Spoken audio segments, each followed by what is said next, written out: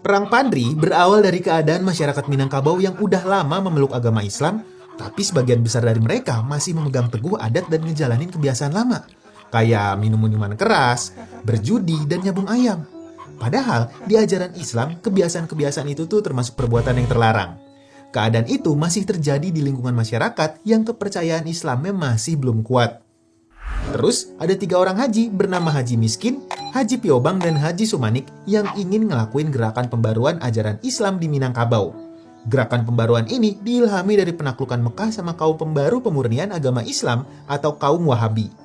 Ini karena mereka baru pulang dari Mekah lewat pelabuhan Aceh yang bernama Pedir. Makanya, gerakan pembaruan ini dikenal dengan Gerakan Padri.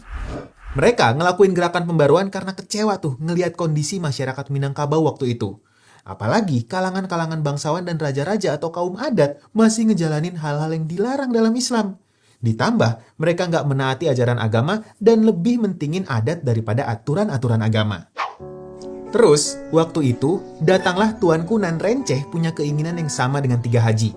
Niat mulia mereka tuh menarik banyak orang buat menjalankan agama Islam sesuai ajarannya. Para ulama menamakan kelompok mereka dengan sebutan Harimau Nan Salapan. Harimau Nan Salapan datang ke kerajaan Pagaruyung buat ketemu Sultan Arifin Muningsyah, orang yang dituankan di kaum adat. Para ulama meminta kaum adat buat menjauhi kebiasaan yang berlawanan dengan syariat Islam. Perundingan pun dilakuin, tapi kaum adat dan kaum padri sulit banget tuh buat mencapai kesepakatan.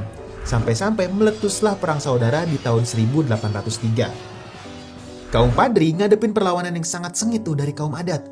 Akhirnya, Tuanku Nan Renceh menunjuk Muhammad Syahab sebagai imam atau pemimpin bagi kaum padri di Bonjol. Makanya, ia lebih dikenal dengan sebutan Tuanku Imam Bonjol. Berbagai pertempuran terjadi di beberapa wilayah Minangkabau, terutama wilayah yang jadi basis kaum adat. Kemenangan terus ada di sisi kaum padri. Ditambah lagi di tahun 1815, kaum padri juga menyerang kerajaan Pagaruyung. Mereka membakar kerajaan Pagaruyung sampai jadi puing-puing. Sultan Arifin Muningsyah pun terpaksa melarikan diri dan berhasil lolos. Setelah itu, kaum padri menyebar sampai ke wilayah Tapanuli Selatan dan mulai mengislamkan orang Batak. Tapi, langkah kaum padri ini terhambat karena kedatangan orang Belanda di Padang pada tahun 1819.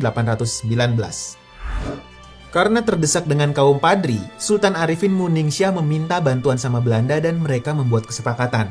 Kesepakatannya berisi kalau kerajaan Pagaruyung harus nyerahin Minangkabau ke Belanda. Nah, lewat kesepakatan itu, Belanda akhirnya ngedapetin wilayah yang diincarnya.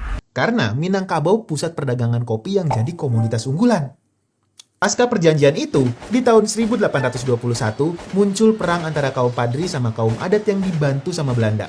Kaum adat dan Belanda nyerang daerah di Sulit Air dan Simawang yang dipimpin sama Kapten Dienema dan Kapten Govinet. Karena susah buat ditaklukin, akhirnya Belanda bawa 1 pasukan lagi. Pasukan itu dipimpin Letkol Raff yang berhasil ngusir kaum padri keluar dari Pagaruyung. Di tahun 1822, Belanda akhirnya ngedirin benteng Fort van der Capellen di Batu Sangkar dan Jenderal de Kock ngedirin benteng Fort de Kock di Bukit Tinggi buat pertahanan pasukan Belanda. Setelah ngedirin benteng, di tahun 1825, Belanda ngelakuin gencatan senjata karena saat itu Belanda juga ada perang di Ponorogo yang dianggap lebih bahaya. Makanya, beberapa pasukan Belanda yang ada di Sumatera dikerahin ke Jawa. Karena kondisi ini, Belanda pakai taktik berdamai sama kaum padri dengan ngebuat perjanjian masang. Gencatan senjata dilakuin biar kondisi stabil, tapi pasukan Belanda yang tersisa di Sumatera malah ngelakuin tekanan-tekanan ke penduduk setempat. Perlawanan jadi menjalar dengan cepat ke berbagai tempat. Apalagi waktu itu Tuanku Imam Bonjol dapat dukungan dari Tuanku Nan Gapuk, Tuanku Nan Cerdik, dan Tuanku Hitam buat ngelakuin perlawanan. Di tahun 1830, sehabis perang di Ponorogo selesai, Belanda bawa balik pasukannya ke Sumatera Barat. Tapi, di tahun itu juga, Tuanku Imam Bonjol berhasil merangkul kaum adat. Kaum padri dan kaum adat membuat sebuah kesepakatan yang dikenal dengan nama Plakat Puncak Pato atau Piagam Bukit Marapalam. Kesepakatannya itu berisi adat Basandi Syarak, Syarak Basandi Kitabullah, yang artinya bahwa adat Minangkabau itu berlandaskan agama Islam dan agama Islam berlandaskan Al-Quran. Lewat kesepakatan ini, kaum padri dan kaum adat jadi bersatu buat melawan Belanda.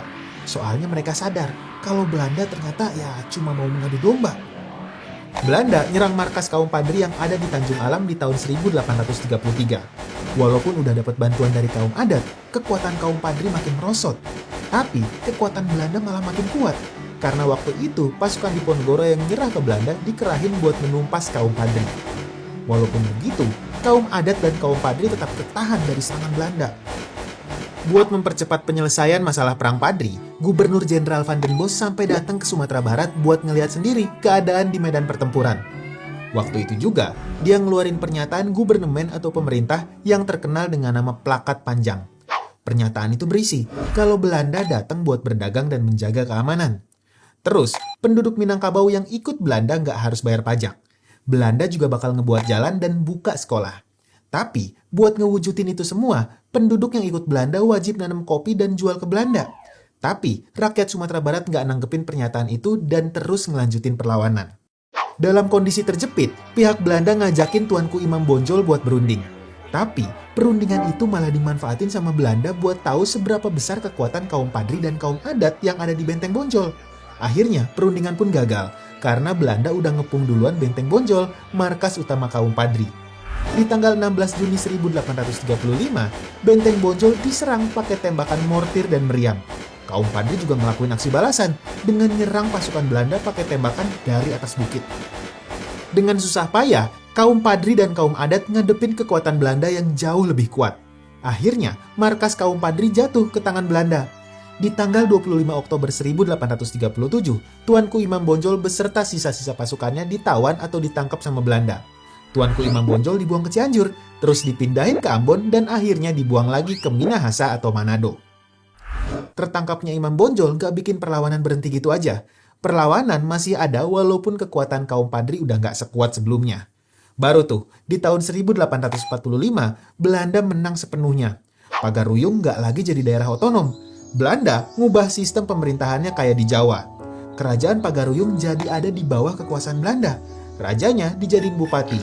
Ini bikin Belanda bisa dengan bebas ngelakuin monopoli perdagangan kopi di wilayah Sumatera Barat.